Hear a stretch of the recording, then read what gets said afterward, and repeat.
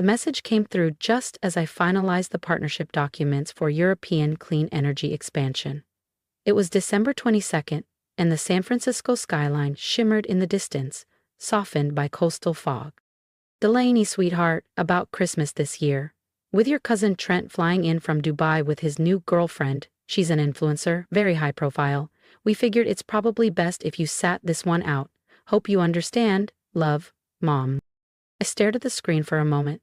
Then I gave a small, weary smile. 38 years old, and they still treated me like the strange one. What they didn't know, what they'd never cared to ask, was that the consultant they dismissed at every family function was now Delaney Rhodes, founder and CEO of Rhodes Point Capital, the firm quietly driving sustainability investments across North America, Europe, and Southeast Asia. My chief of staff, Ari, stepped into the room. The board at Evervia Renewables is online. Perfect, I said, smoothing the cuffs of my blazer. Tailored, in Milan, though my mother still believed I shopped clearance racks. 18 years ago, I left our family estate in Palo Alto after declining an offer to join Rhodes and Trent, our family's real estate dynasty. Dad had barked, "You're throwing away your legacy." Trent, lounging in a silk robe, had smirked, "Let her go play entrepreneur. She'll be back." But I never came back. I built my firm out of a co-working space and sheer grit. Now, Rhodes Point held equity in 3 of their portfolio companies. Ari returned, holding a contract. "Final paperwork from Rhodes and Trent. They need capital. All that's left is your signature." I took the folder, read it over, and handed it back. "Decline the deal and wish them a happy holiday for me." The irony tasted better than any Rhodes A&T, my family rode, the firm. They had no idea the company they were chasing belonged to the daughter they once dismissed as too ideal. I glanced again at my mother's text. Need to maintain a certain image. Then my inbox chimed. A new M. Delaney, Mom told me about Christmas. Don't overthink it. You know how she is with appearances. And Savannah's career is very public. It's just cleaner this way. Maybe once you're more Once I repeated. Rosenavid. Ari re-entered the office holding an iPad. Your father's on Zoom. He wants to confirm the contract ceremony.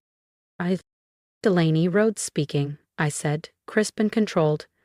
I always used my mother's maiden name in business, just enough to keep them unaware. Facing my fears after weeks of intense interruptions, I escaped from the small town and went to the big city to try my startup was a phase. Just checking everything's on track for tomorrow, yes? This deal is crazy. I thought of the years I'd spent in their shadow, the exclusion, the smug family dinners. Actually, Mr. Rhodes, I said evenly, I've been reviewing the terms. I have some concerns. Concerns? He faltered, but everything was cleared. Things change, I said. Let's discuss in person. Bring the whole family. After all, Rhodes and Trent is a family company, right? Yes, of course, he stammered. My wife Trent, Savannah. All your children, Mr. Rhodes, I said. A pause. Then, softer. Well? Delaney's not really involved. I didn't blink. All your children. Understood, he murmured. Good, I said, and ended the call. Tomorrow would be memorable. After my father disconnected, I leaned back in my leather chair, gazing out over the fog-draped San Francisco skyline. Tomorrow morning, my family would walk into Rhodes Point's headquarters, expecting to shake hands with a faceless executive. Instead, they'd come face to face with the daughter they had spent nearly 2 decades dismissing and erasing. Ari appeared at my office door. Shall I prep the main conference suite for tomorrow's signing? I nodded, eyes still on the contract. Yes. And Ari, make sure the photographers are ready. I want every moment captured. Every glance, every grimace. At night, I stayed late, mapping the seating chart, finalizing the press release, rehearsing exactly how I'd reveal myself. This wasn't just a deal, it was a reckoning. A reminder that quiet power is still power. The Rhodes family had always valued appearances. But tomorrow, they'd learn the difference between image and impact. And Christmas? It would never look the same again. By 6 o'clock a.m. I was back at Rhodes Point. The 47th floor executive suite gleamed, fresh orchids, imported walnut, and floor-to-ceiling glass framing the Bay Bridge beyond. Ari entered, composed as always. "Your family just arrived. Should I bring them up?" I checked my reflection in the glass. Gone were the cardigans and flats they remembered. Today I wore a tailored charcoal suit from Milan, Louboutin heels, and my grandmother's Cartier watch, her final gift, before the family exiled me. "Let them wait," I said, adjusting the cuff. "I'll make an entrance." 20 minutes later, I stood in my private elevator, watching the numbers tick upward. My phone buzzed.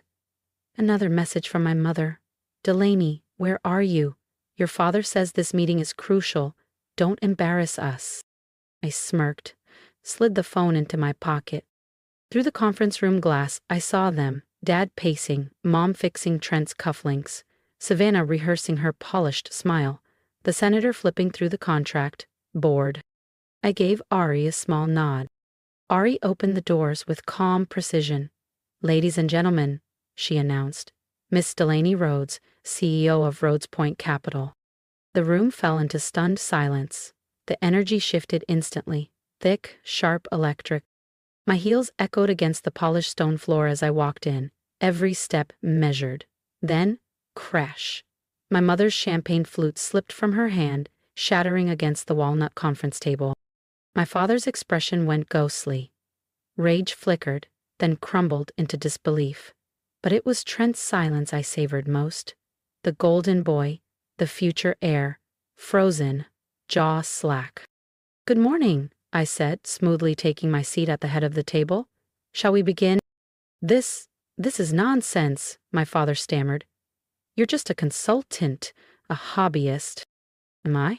I opened a matte black folder, flipping to the first page. "Because these documents say I'm the CEO of the firm you've been negotiating with for the past 6 months, Rhodes Point Capital." The senator straightened, suddenly focused. "Excuse me? What exactly is happening here?" "Oh," I said, turning to Savannah with a smile that didn't reach my eyes. I would have loved to explain it over Christmas dinner. But I wasn't invited. Something about optics, wasn't it? My mother opened her mouth. "Delaney, darling, this has clearly been a misunderstanding." "Has it?" I interrupted, voice cold. I tapped the table. The wall screen blinked to life. "Let's review, shall we? Here's your text, Mom, asking me to stay away from Christmas. Here's Trent implying my work was a phase. And here," I tapped again, "is Dad begging for this partnership, unaware he was begging his daughter." Silence. Ari moved between chairs, distributing fresh contract copies. Dad flipped his open, frowning. "These aren't the same terms. These are different," I said calmly. "I've made revisions. I've had years to decide exactly how this plays out." Savannah leaned forward. "You can't do this. Rhodes and Trent has plans, global expansion, outside investors." I looked at her, unbothered. "And now, you'll need mine." "Like how I had plans when I started Rhodes Point with zero support," I said, my voice steady, "when I was the punchline at every holiday dinner?" "That was different," my mother whispered. "We were trying to protect you from disappointment." "No," I said, rising from my seat. My voice sliced through the air. "You weren't protecting me. You were protecting your reputation." I turned to the glass wall behind me, gesturing to the city glittering beyond. "Well, congratulations. By the end of today, the entire business world will know exactly who the Rhodes family really is." I adjusted the cuff of my blazer. "The partnership is off," I said, calm and final. Rhodes Point is moving forward with acquiring Evervia Renewables independently. And as my father's advisors will soon realize, that completely cuts Rhodes and Trent out of the European sustainability market. My father sank into his chair, the truth finally catching up. Without the capital and international leverage this deal provided, Rhodes and Trent would stay exactly where it was, a fading regional firm clinging to past glory. "You can't do this," he muttered. "We're family." I paused at the door, then turned slowly. "Family?" I said, eyebrow raised. "That's rich, because just yesterday I was told I wasn't successful enough to sit at the table. I tilted my head thoughtfully. I wondered, will I be enough for Christmas dinner now? And with that, I walked out. The silence behind me was more honest than anything they'd ever said aloud. Through the glass, I saw my mother dab at her tears with a silk handkerchief, my father frozen over the torn contract, and Trent, always so polished, staring at nothing, jaw slack. Ari caught up to me. That was intense. Are you all right? I glanced at my phone. A message blinked from my mother. Delaney, please come to dinner. We need to talk. I smiled faintly. Cancel Christmas dinner, I said. I've made better plans. The fallout was instant. Voicemails, emails, desperate texts. Delaney, we're still your family. You're destroying us. This isn't how family solves things. Please, just talk to us. I didn't respond to their texts. Rhodes Point finalized the acquisition of Evervia Renewables, while Rhodes and Trent stock began a slow, humiliating descent. The headlines were brutal. RH, Rhodes and Trent stumbles in international push. Deal collapsed, exposes legacy firm's weakness. Rhodes sorts surges ahead in green energy sector. 1 week later, I sat in my office, reviewing acquisition proposals from 2 biotech startups, when Ari stepped in again. Your cousin's here, she said, 3rd time this week, but today he came alone. I tapped the security feed. Trent stood quietly in the marble lobby, no perfect smile, no media-ready posture. His tie hung loose, his eyes looked hollow. Something had shifted. Send him up, I said after a pause. He entered slowly, taking in the high ceilings, the clean lines, the view. His eyes lingered on the subtle displays of power and taste. The oil painting, the Kyoto bonsai, the quiet authority of space earned, not inherited. Nice office, he said at last. Bigger than mine at Rhodes and Trent, though I guess that's not saying much now. What do you want, Trent? He sank into the chair across from me. No arrogance, just weariness. Savannah called off the engagement. I raised an eyebrow. The picture-perfect influencer couldn't handle a few bad headlines. She said I don't fit her brand anymore. He gave a joyless laugh. Said I've lost the shine. The irony was thick. Dad spiraling, the board's restless, Mom's hiding from the club circuit, everything's unraveling. Because of me? I asked calmly. No, he admitted. Because we built everything on a facade, just like I did with Savannah. I studied him for a moment, then nodded. You treated success like it came in one look. I never matched it. I deserved that, he said softly. You deserved a lot more, I said, my voice sharpening. Do you have any idea what it felt like? Watching you all toast each other's success while pretending I didn't exist? Mom threw garden parties for every one of your promotions. She never even remembered what I did. We thought you were floundering. You never asked, I snapped, rising to my feet. Not once in 10 years did any of you ask about my company, my team, my mission. You were too busy dismissing me to realize I'd outpaced you all. Trent said nothing. His silence was the most honest thing he'd given me in years.